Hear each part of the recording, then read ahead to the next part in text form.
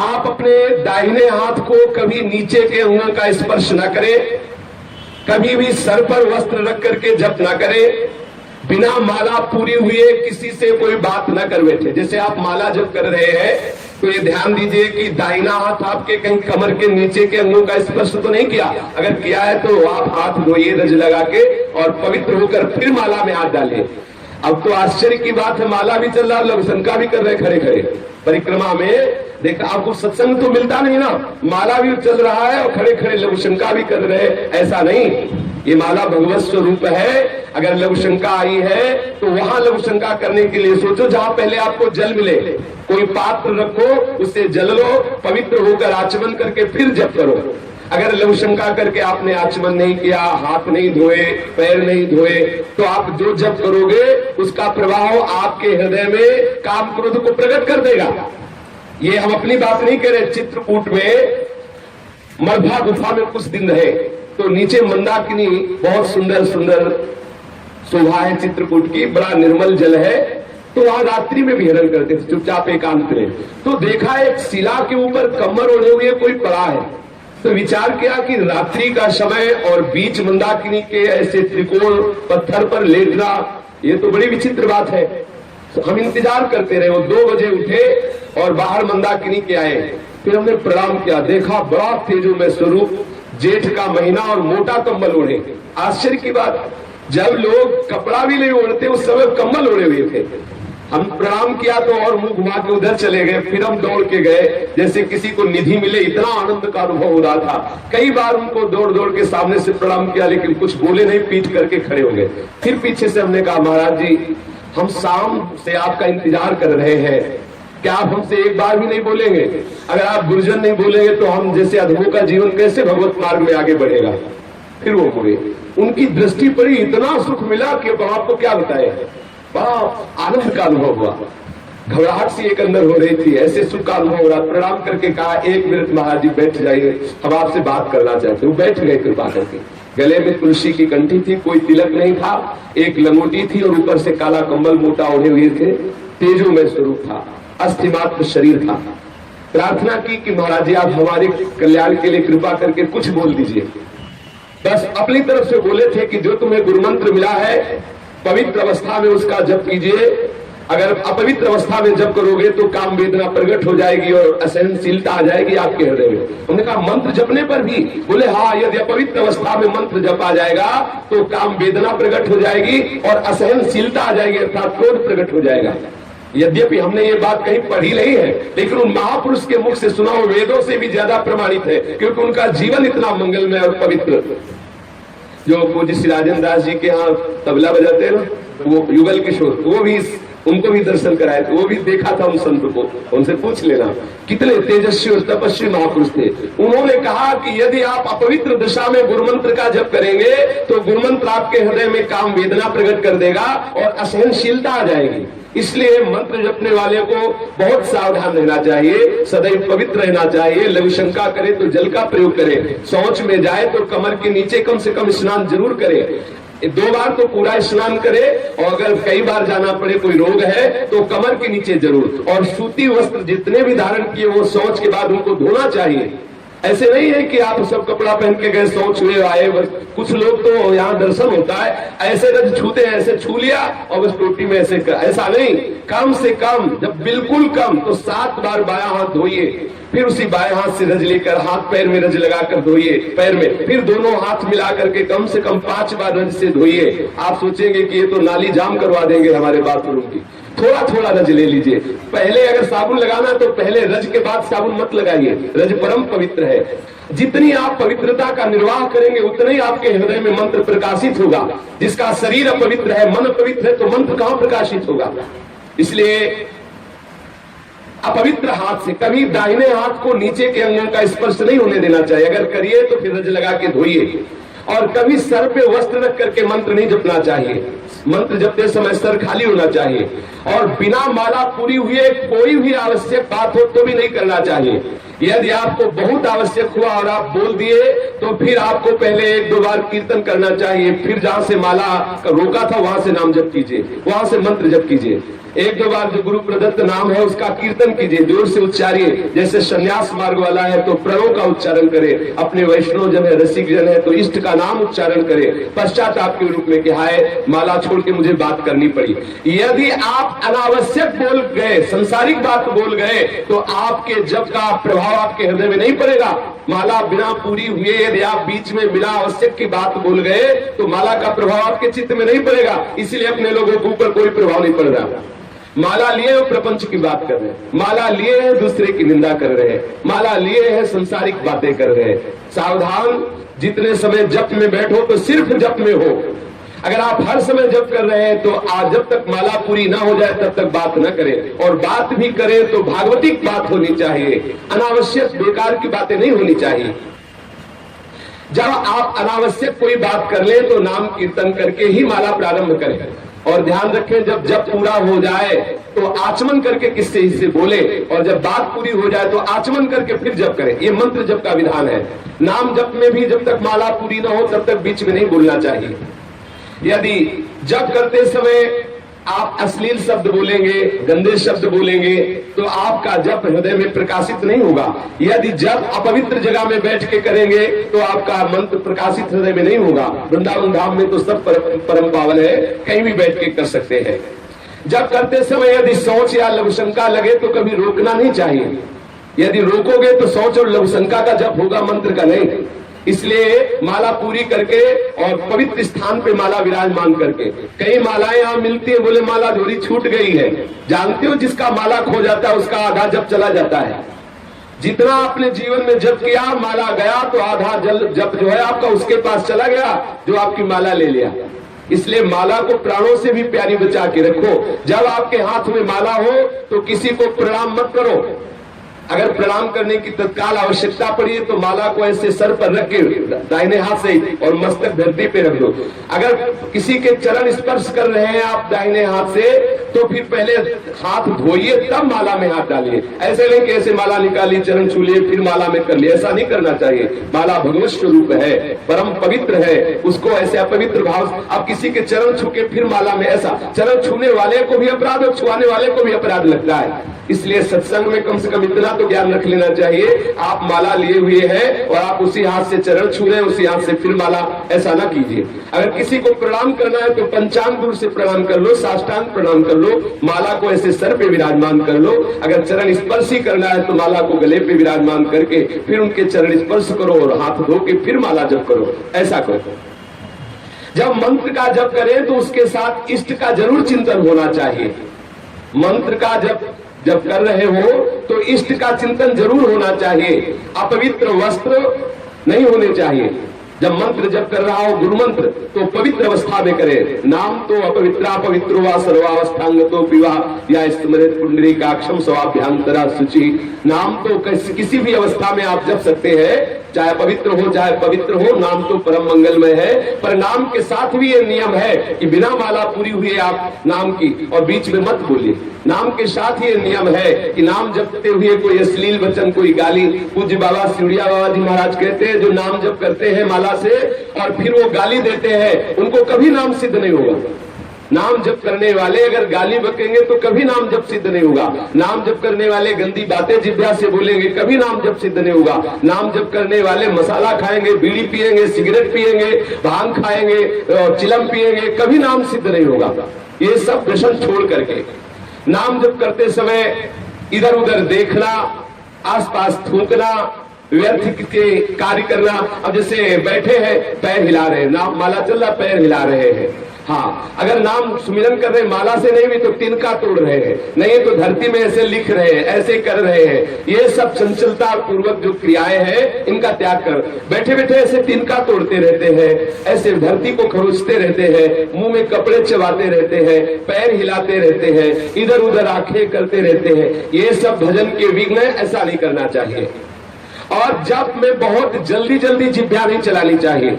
जप करते समय धीरे धीरे जप का जो मंत्र है उसका एक एक अक्षर ध्यान करते हुए जैसे अपने को राधा बोलना है तो राधा, पूरा हमारे मानस पटल पर राधा नाम दिखाई दे रहा है और कान में सुनाई दे रहा है। फिर हम आगे की जो आगे की मन का है, जो तुलसी का आगे का गुरिया, वो तभी हम करेंगे जब एक नाम सुन लेंगे और उसको देख लेंगे। तब भले संख्या में कम हो, लेकिन ऐसा आपको लाभ मिलेगा। यदि आप जल्दी करोगे तो देख लो पूरा का पूरा माला निकल जाएगा, आप क्या जब गए आपको खुद पता नहीं चलेगा। ऐसे भी जब होता है, पूरा माला निकल गया और संसार का चिंतन चल रहा है, एक बार भी नाम का ना तो श्रवण हुआ ना दर्शन हुआ। इसलिए जप में जल्दीबाजी ना करे, धीरे धीरे जप करे। ऐसे मानो आपके नेत्रों के सामने लिखा हो, भले थोड़ा जप हो, आप इसकी चिंता न करें। इस तरह जप करने से आपके हृदय में बहुत बड़ा प्रभाव पड़ेगा, मन चंचलता शून्य हो जाएगा। कभी मंत्र का उच्चारण नहीं करना चाहिए। मंत्र जितना धीमे होगा उतना ही लाभ होगा। जैसे वाचिक मंत्र जपने का विधान नहीं है, उपांश या मानसिक ही जपने का विधान है। अगर वाचिक मंत्र उच्चारण कर दिया तो धीरे धीरे आपके हृदय में आपराधिक प्रवृत्तियां जागृत हो जाएंगी। और आजकल हमारी बुद्धि इतनी भ्रष्ट हो गई है कि हम द्वादशाक्षर मंत्र, पंचाक्षर मंत्रों का कीर्तन करते हैं। भागवत आज में अपने लोग कीर्तन करते हैं द्वादशाक्षर मंत्र का, पंचाक्षर मंत्र का। और शास्त्रीय विधान है, जब गुरु मंत्र दिया जाता था तो घंटा शंख बजाया जाता था।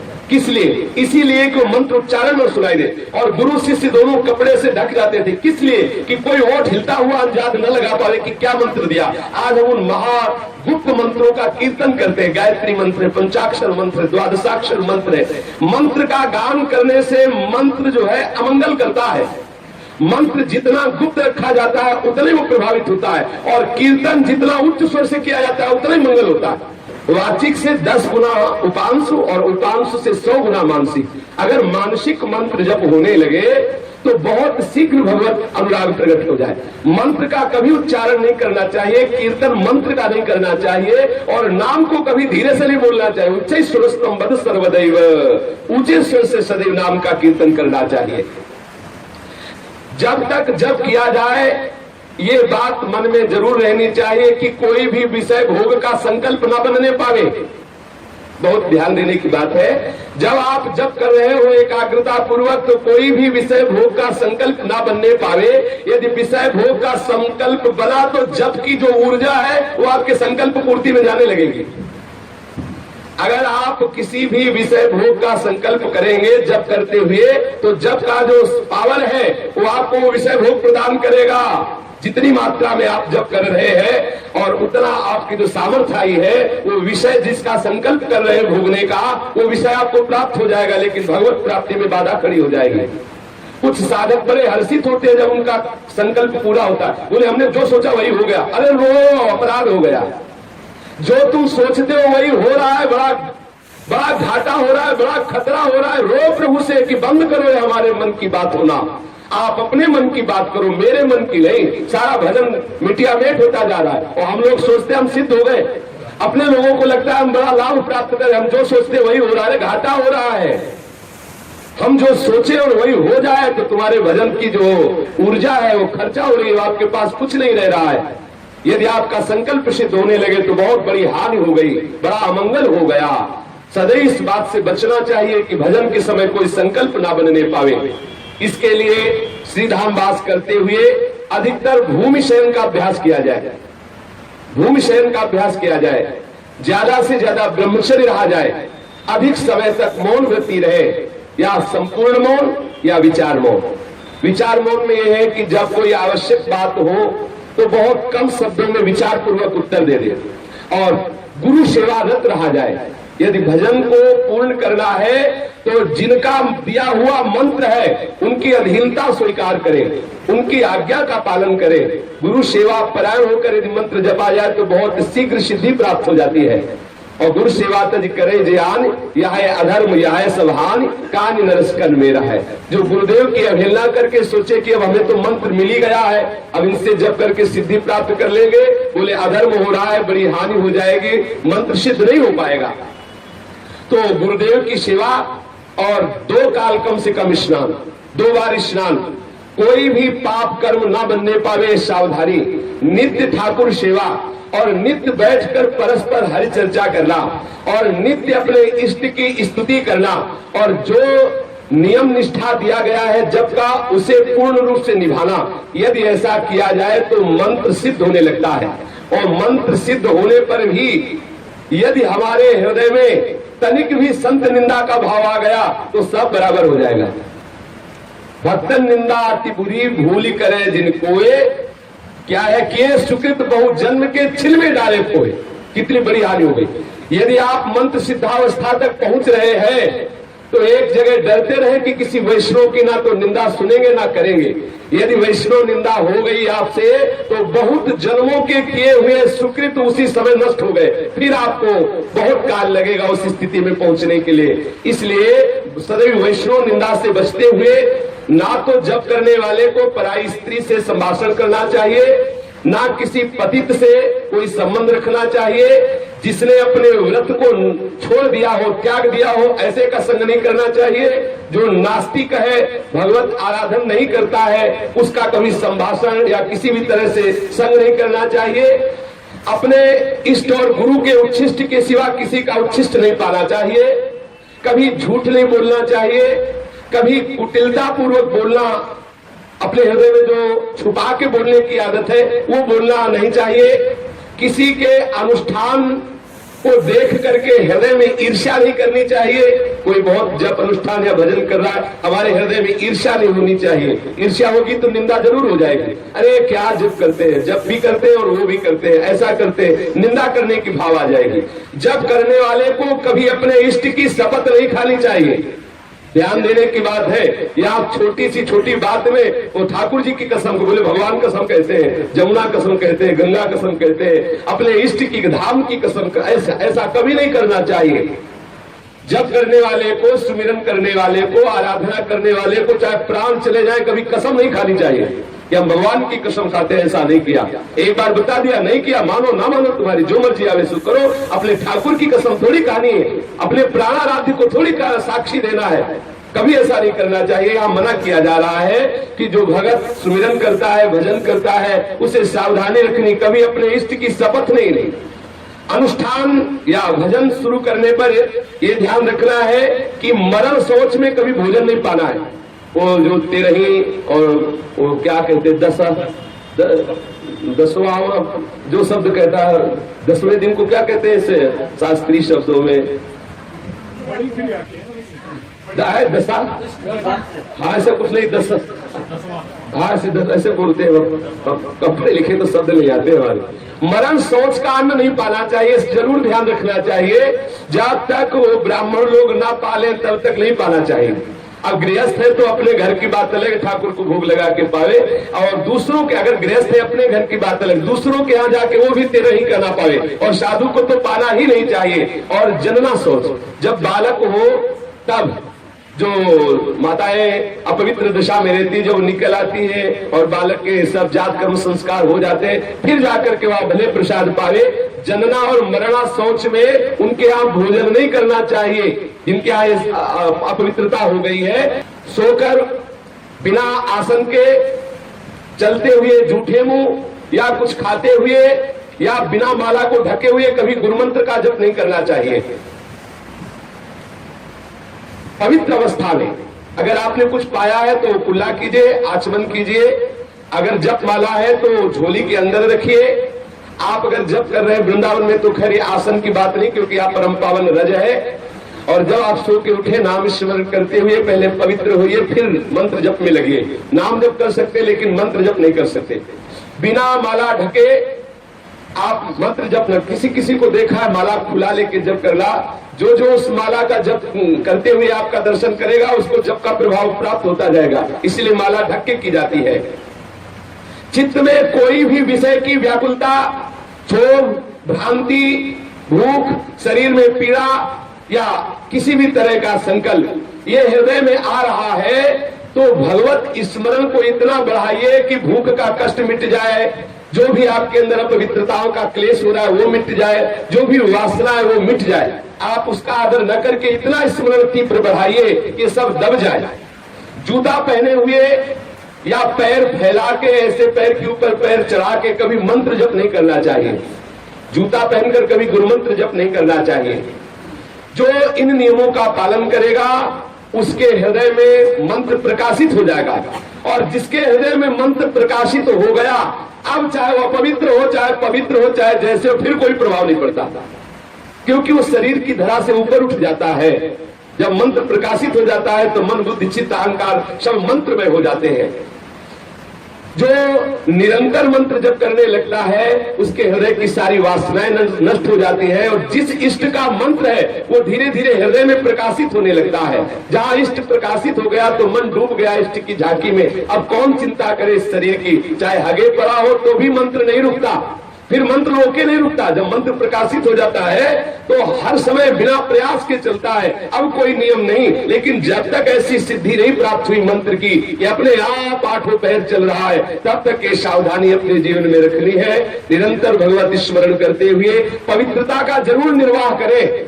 हमारे मन में जो विक्षेप पड़ रहा है, ऐसा लग रहा है कोई भजन करने से रोक रहा है, ऐसा लग रहा है जैसे हृदय सूख रहा है, उसका कारण है अपवित्रता। खड़े खड़े लघु शंका करना, अपवित्र दशा में कम से कम शौच के समय तो मत बोलो। शौच के समय बात करते हैं, टेलीफोन से वो मोबाइल रख के उससे बात करें। शौच के समय कैसे कैसे हमारे हृदय में भजन चलेगा यदि अपवित्र हम रहेंगे। भोजन के समय, लघु शंका के समय, शौच के समय, जप के समय, ये सब विशेष मौन रहने की बात होती है। पवित्र होकर भगवत शरणागत होकर के निरंतर स्मरण करते हुए अपने जीवन को मंगलमय बनावें। श्री राधा वल्लभ लाल की